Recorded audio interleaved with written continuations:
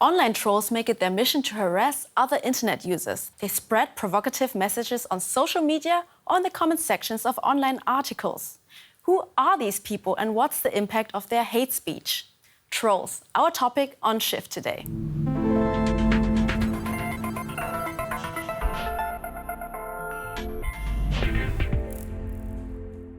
Just like trolls from Nordic mythology cause trouble, online trolls do the same thing on the web. Trolls distract users with disruptive comments and cause chaos in discussions by making provocative statements. They enjoy throwing a wrench into public debates. One study of Canadian universities found some trolls took sadistic pleasure in tormenting their victims, and that's why they do it again and again. Trolls systematically attack their targets. In extreme cases, they even post their addresses or call the cops to their homes. Organized troll farms manipulate public opinion by spreading lies on behalf of governments. Trolls achieve their goal when their victim withdraws from public discourse. I managed to meet a former troll, Goran Jeftic from Austria. His targets? Radical right-wing users and conspiracy theorists. The former troll attacked members of the xenophobic movement Pegida, for example. Jeftic made fun of them, threatened them, collected and posted private information about them. But when the tables were turned on him and his partner, that was his wake-up call. And now he fights hate speech with his organization Hate Speech zeigt sie an, which translates to Hate Speech Reported. He spoke about his time as a troll and what he did. Shut up, stupid Nazi. I wrote my first comment in a Pegida group on Facebook. My goal was to cause trouble in the community by getting users into personal conflicts and distracting them from spreading their propaganda. When there's a lot of conflicts between users, Facebook will block the group at some point. The group will eventually disappear if there are many reports about hate speech or threats of violence.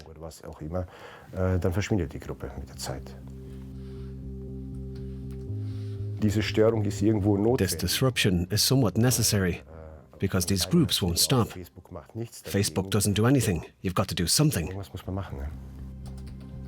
I didn't have any boundaries because I wasn't aware I could cause so much damage. For instance, there was this one case from Zama, a Facebook group where private information about a woman was shared. She had placed ads on swinger sites and shared details about her private life, her children, her partner, and so on. And I used it to harm her publicly.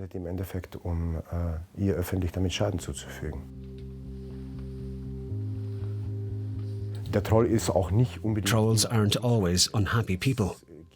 I know some who are super successful, working as freelancers, running businesses with 80 or 90-hour work weeks, and they let off some steam by trolling. They assume multiple identities and take on these roles. It's like acting. A sort of aggression builds up, because firstly, you're acting aggressively yourself, and this energy gets directed back at you. So you've got enemies.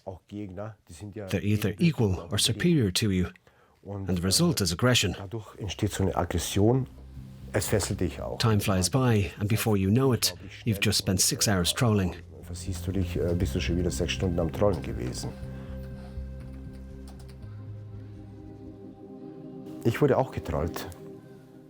I was trolled myself. Someone unearthed my private details and found out who my girlfriend was at the time and started attacking her, calling her a whore and other things.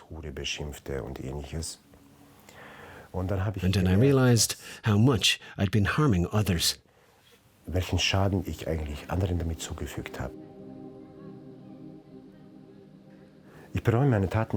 really regret what I did now. I used to not get through to anyone, and maybe inspired them in a negative way. Today, I try to be a positive inspiration, and it's a long-term project for me.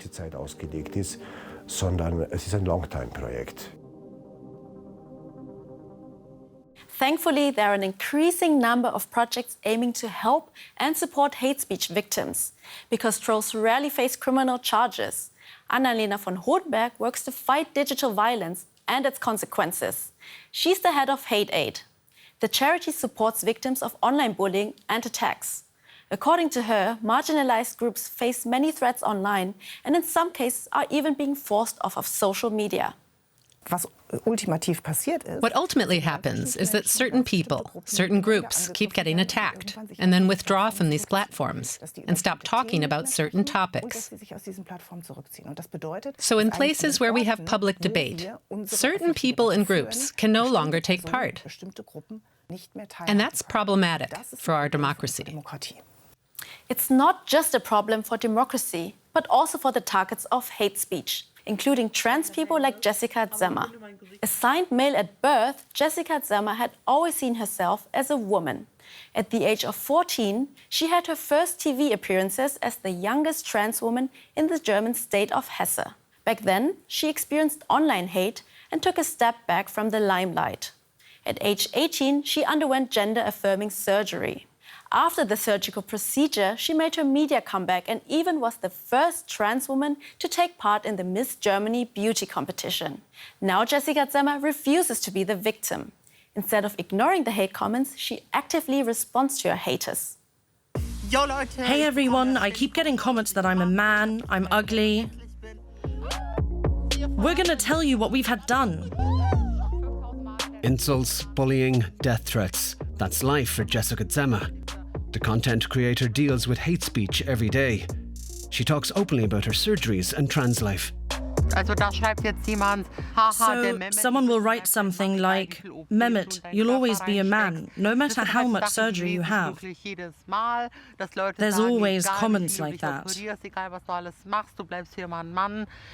It doesn't hurt me anymore, though. I've read too many of these comments to let them faze me. As a teenager in Hesse, Jessica Zama had many TV appearances and experienced backlash. She had to take a break. Then I realized I didn't actually want to step back. I like being on camera, it's fun. And why should I have to when I'm not the problem but the others? I took some time off and I came back stronger than ever. Nowadays, Jessica makes a point of not ignoring hate comments. She draws inspiration from them for her posts and fights hate with humor. Hey everyone, I signed up for the gym, and under the last post, everyone asked, where will you change your clothes? And I thought, well, that's pretty clear if you know me and everything I've done and experienced. Isn't it obvious? With the men, of course. Jessica Zama wants to use her openness to be a role model for others. I'd recommend for hate speech victims to respond with directness, confidence and strength. And if it's too much for you personally, of course you can just report the comment, that's totally fine too. But don't make yourself a victim, because people posting stuff aren't the problem. Users spreading hate speech are the ones in the wrong. But not every hate speech victim has the strength to actively defend themselves, like Jessica Zama. And it's important to seek help, especially in everyday life, aside from the media platforms. Many web users know the saying, don't feed the trolls. It suggests that trolls will quickly lose interest if you just ignore them and don't react. That can help, but it won't always work. These cyberbullies are professionalizing their approach and even forming communities. Troll farms, such as those found in Russia, according to research, are the most blatant outgrowth of this. And there are also other countries where trolls are more than just bored individuals raging online. But one thing is certain, no one should have to face online hate alone. Here are our top 3 tips for dealing with hate speech. What helps with online hate? Step 1, find support. Victims of digital violence should ask their family, friends and other people they trust for help. They need to look after themselves and not read everything, but instead get support in real life. Hate Aid is one of several organizations in Germany that promotes human rights in cyberspace. There are similar establishments in many other countries. The second step, take a stand. Hate messages shouldn't go unchallenged online. Taking a stand shows victims they're not alone. By intervening, you show solidarity with them and send a message. This can prevent groups from being discriminated against and discourage violent or brutal comments. Look for people in your circle of friends who support you, not just offline, but that also show digital solidarity with you. You don't want only hate comments underneath your posts, but also encouraging comments from others. Then there's more balance to the situation. And you take away a bit of the gravity of this digital violence, this hate speech. Step 3. Document and report it. YouTube, Instagram, and other platforms feature reporting tools to have contents reviewed and deleted. If you're targeted by hate speech and wish to report it, you should take screenshots as evidence. Inciting hate, insults, and threats, whether digital or in real life, are crimes in some countries, meaning they should be reported to the police. Because without a police report or witness testimony, crimes go unprosecuted. Hate speech happens everywhere online. This is for the most part due to a lack of regulation and rules on digital platforms. Public debates are in the hands of private businesses like Meta, the owner of Facebook, or Alphabet, the owner of Google. It's not necessarily in their interest to empower democratic debate. They're usually more focused on making money. Hateful content spreads quite well, and the more people interact with it, the more the algorithm promotes it. The goal is to keep users on social media platforms for as long as possible. In the European Union, the Digital Services Act will take effect in 2024. Platforms will then be obligated to protect certain users' rights and reveal how their algorithms work. I think it's really important that policymakers are trying to counter hate and misinformation online and do something against this problem. What do you think? Can a law like this have an impact and make a change? Will there always be hate speech no matter what regulations we have? Let us know what you think. Bye and see you next time.